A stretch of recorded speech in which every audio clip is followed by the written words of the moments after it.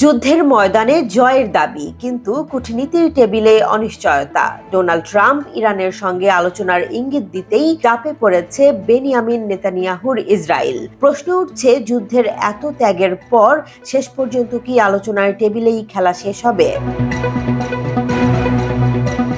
মধ্যপ্রাচ্যে চলমান সংঘাতে শুরু থেকেই ইসরায়েল নিজেকে সম্মুখ ভাগের শক্তি হিসেবে তুলে ধরেছে।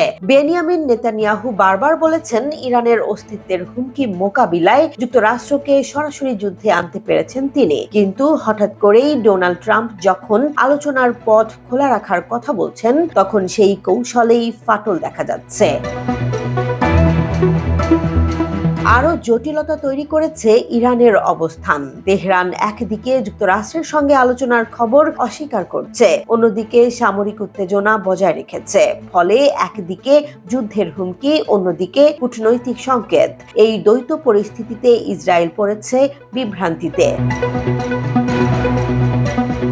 বিশ্লেষকদের মতে এই আলোচনার উদ্যোগ ইসরায়েলের জন্য কূটনৈতিক ধাক্কা, কারণ এর প্রতিক্রিয়ায় তাদের সঙ্গে আগাম কোনো পরামর্শ হয়নি। অনেকের মতে এটি আসলে ডোনাল্ড ট্রাম্পের পক্ষ থেকে ইসরায়েলকে সাইডলাইনে সরিয়ে রাখার ইঙ্গিত। এতে বোঝা যায় ওয়াশিংটন এখন নিজের স্বার্থ অনুযায়ী সিদ্ধান্ত নিচ্ছে।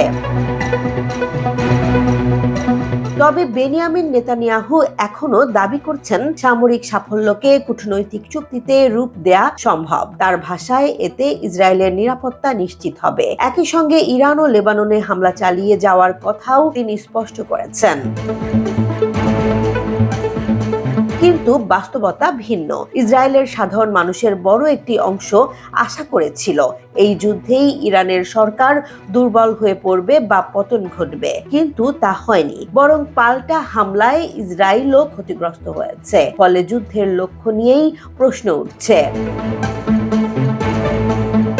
বিশ্লেষকরা বলছেন, যদি এই মুহূর্তে যুক্তরাষ্ট্র ইরান আলোচনা এগিয়ে যায়, তবে এটি শুধু যুদ্ধের গতিপথই বদলাবে না, বরং মধ্যপ্রাচ্যে শক্তির ভারসাম্যেও বড় পরিবর্তন আনতে পারে। এতে ইসরায়েল সামরিকভাবে এগিয়ে থাকলেও কূটনৈতিকভাবে কিছুটা কোণঠাসা হয়ে পড়তে পারে। সব মিলিয়ে প্রশ্ন একটাই, এই যুদ্ধের শেষ কোথায়? যুদ্ধক্ষেত্রে জয় নাকি আলোচনার টেবিলে সমাধান?